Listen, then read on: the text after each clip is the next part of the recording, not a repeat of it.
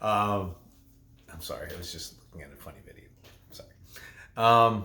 This is another reply video to Renato, who was the original commenter that I was answering in my last video about my MSN program. He had a couple clarification questions. He said, "Okay, thank you for that, but how about this and this and this?"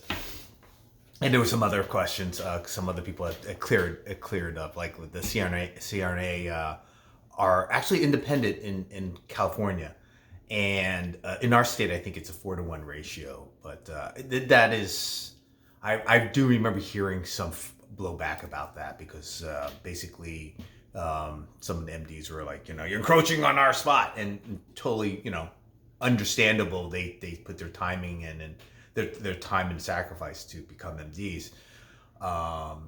They, whereas nurses, not that we don't work or don't study, but the sacrifice is different. CRNA school, I think, is like an average of 3 years. And, MDs 4, you got residency, you got internships, you get fellowships, you get right?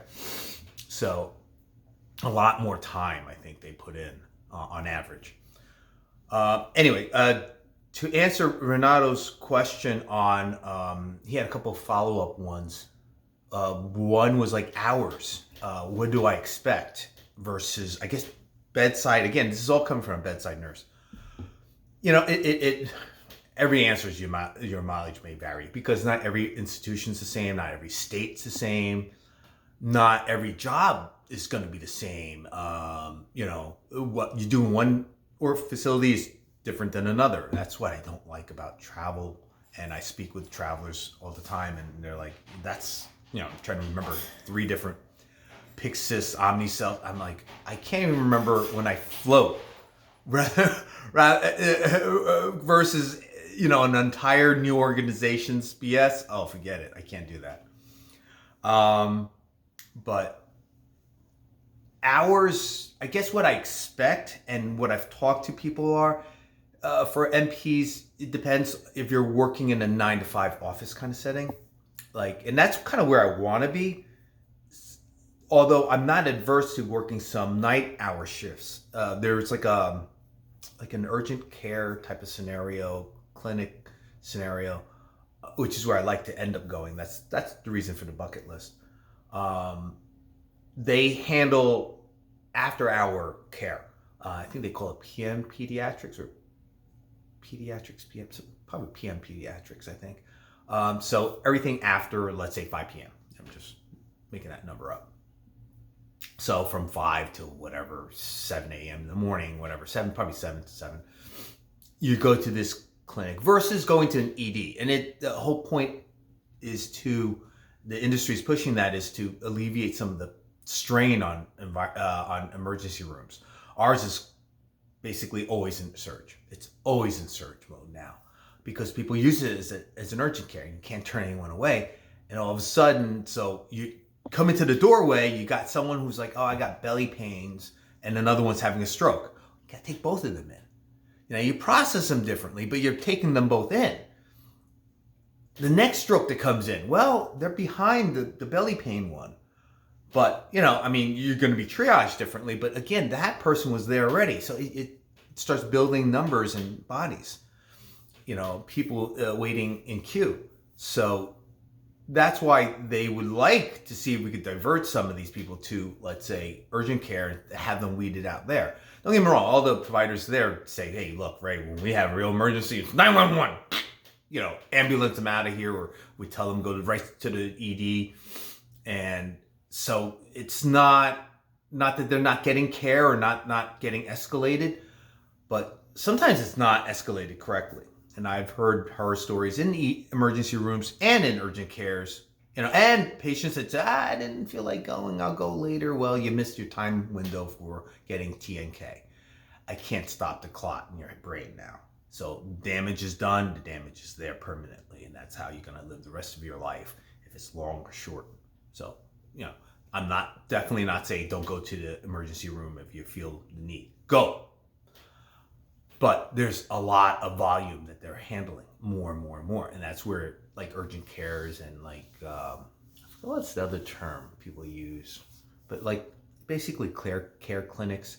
So most of those are like 9 to 5s. You know, if they're situated in like a CVS or Walgreens, you know, they're only there open when the store's open, and usually it's store might be open six to nine, but the care clinic might be open 9 to 3. You know, depends. So that's the hours that you're comparing. In an acute care setting, it's totally different. You're following the provider role. So what you see the providers, hospitalists, you're going to be following their schedules, and that historically, what I've seen is much more than a nurse's 12-hour schedule. We don't serve 12-hour schedules anyway. You got handoffs and charting and all that. Provider, I see the provider there, the hospitalist there sometimes till 10 p.m. at night, and their shift ended at 7, technically, or actually ended earlier than that. It actually ends, yeah, I think sometimes 6. So that's what you have to deal with. And that's what I didn't go over in the other video, but as a provider, you're the end of the road. There's no one else. It's like when I floated down to ICU, it's like, oh my God, it's a 12-hour RT. What is this? But that's the thing. There's only 2 more stops that patient can go to. The morgue or emergent OR. That's it. Where do I send them? I send them to step down or to ICU or to the morgue or emergent OR. But, you know, that's it. That's it. There's no other options for them. As a provider, you're the end of the road. The buck stops there. So as a nurse, I'm still insulated. I'm just a dopey guy executing provider orders. Who's writing those provider orders? It's going to be you if you want to be the MP, especially in an acute setting. That's one of the myriad of reasons why I don't want to do acute care. That's one of them. I do not like that role. So your hours, Renato, is going to be like that. It depends on what setting you want to practice in eventually. The other thing he had asked about was pay. I work alongside a lot of MPs. Okay, so that'll tell you it's not always rosier as an MP. Probably the main reason is money. You know, they get paid more either as a traveler, as a per diem, or the ability to access overtime. That puts them into the MP range. MPs make more, definitely. On average, they make more. But if you're in that provider role, you're not getting overtime. That's it. Your salary's, let's say, 180. I'm picking numbers from the sky, please. I'm making 120. You're making 60,000 more than me, so you're making 50% more. Guess what? I can make an overtime if I wanted to work an extra shift I'm trying to do the numbers here. If I work an extra shift in one extra day every week, I'll make more than that. You know, that differential. So I'll make as much as them or more. If I wanted to work every other week, I get real close to that. I'm a staff nurse. A travel nurse, especially if they have access to overtime, and that depends on the contract. Your mileage may vary for every one of these answers. You're talking about significantly more, and that's why and also your responsibilities are less, your hours might be less, and you're making more. So that's why a lot of people that get their MPs still revert to beds because they're comfortable with it. It's a setting they're like, oh, you know, because it's an enormous change from being a nurse to the provider. It is as big a difference as being a non-parent to a parent. Your thinking changes. I don't care if you got furry babies. It is not even close. It is not close. And I say it, my cats are great. Yeah, great. Fur babies. I can leave them alone for a week. Better clean the litter box beforehand and water and food bowl. They're fine. Even the dogs could probably hang out overnight, you know. Not very good. It'd be a mess. But I can ask my kids to watch them or whatever. It's walk the dogs, let them poop, let them pee. A child? Forget it. I mean, there are horror stories that I just read about recently. I'm just like, what the that's very sad stories. In other words, it's quantum levels of differential. Okay, same thing from nurse to provider. Quantum levels of differential. The provider is the end story. It's their responsibility. If I fuck up, if I don't do my job, it's still the provider's part of it, because I'll be like, hey, those are my orders, right? Yeah, if I'm doing malpractice myself, it's on me. But the provider was the provider of record. It's a lot of responsibility. Some people don't want that. A lot of people, I find a lot more MPs I come across and talk with do it like me. It's kind of a bucket list thing. I just want to do it. I want to make sure I can do it, and that's kind of where I'm at. I'm like, so am I really going to practice? Is it really for the money? Don't get me wrong. You find there are good practice, like, and I mentioned in the beginning of the video, CRNAs. That's a lot of money. That's going to be a quantum level differential in pay. So if you want to do that, but that's a whole nother category. That has nothing to do with family nurse practitioner. That is another route. You might as well say it's a PA route or an MD route or physical therapy route. It's a totally different avenue. So I'm excluding that. For nurse practitioners, acute care, family nurse practitioners, whatever, you're in that range. It's not so much more. I think another question he was saying is like, what positions are available? There is a lot of competition out there. There's a lot of MPs, and more, we're talking about, are going to be saturating the market. Now, there is a dire need for general practitioners and practitioners, because there's not that many new MDs going into that, because it's not sexy, it's not paying a lot of money.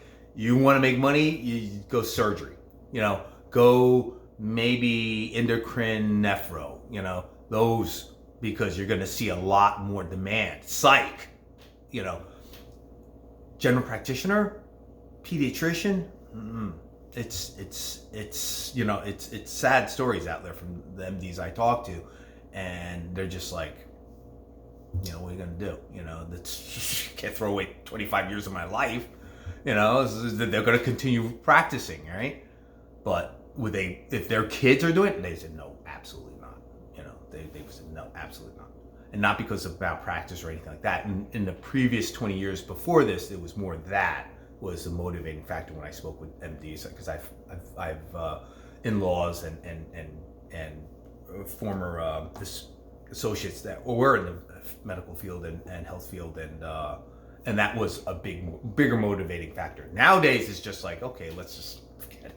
Everything's under control. Everything's relatively under control. It's a matter of, is there payback? You spend $300,000 for $400,000, really, for your medical degree. You got to pay that back. So jobs are going to be kind of limited to what's left on the table. And you're talking about general practitioners. I know a number of MPs, because they want to specialize. Again, let's pick up a special. Let's say cardio. They can't find it. They can't find it because you've got to get under a doctor's wing. She's got to take you in. The practice has to accept you and train you, and then whatever, they have to do something else. They have to end up doing sports medicine. Sports medicine is pricey. I don't mean to pick on it. I'm just, just picking another specialty. Nephro or whatever, psych, and they're like, I don't want to do psych, even though that's a very high paying subset. But some people, I want to be a pediatrician MP, whatever they want to do, and they can't find that spot. So you're not always guaranteed that. There is a fair amount of competition, supply, but ironically, there's still not that many positions open because it's not that welcoming. Again, going back to the beginning part of my video, doctors don't like MPs treading on their turf. Although there's a lot of doctors that are beginning to welcome more and more of the MPs, but more as like assistants. And that's basically physician's assistant. You're in the same level, and that's fine. But some people don't like that connotation or relegating to that kind of role. But that's what you are. You're supporting the doctor. They can't see 200 patients a day. But with 8 NPs, yes, they can. You know, then you take 20, you take 20, you take 20, I'll take 40, like that. And you could do 200 patients. And the general population needs more healthcare.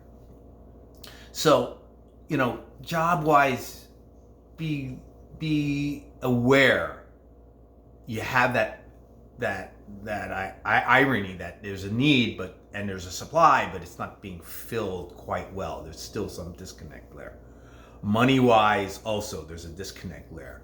Like I said, there's a lot of NPs I work with, and I know of that work bedside, and you're like, oh yeah, I'm a nurse, but they're also an NP, and they're like, well, why aren't you doing that? They're like, this pays more, or that's too much hassle. There's too much, back office stuff. They couldn't get into whatever practice they want. They want to practice sports medicine, and they can't. The only people that offer them are pediatricians and endocrinologists. Again, it doesn't matter. I'm just throwing different specialties out there. So, it's not always a good mix. It's not a good match. Excuse me. I think Renato was asking pay, jobs, hours. I think that was it. I'll double check. If I have to reshoot it again, I'll reshoot it again. You caught me at a good time, Renato. I got a couple of days off here, but I'm also procrastinating before my next class, so that's also why I'm doing this. All right. Good luck.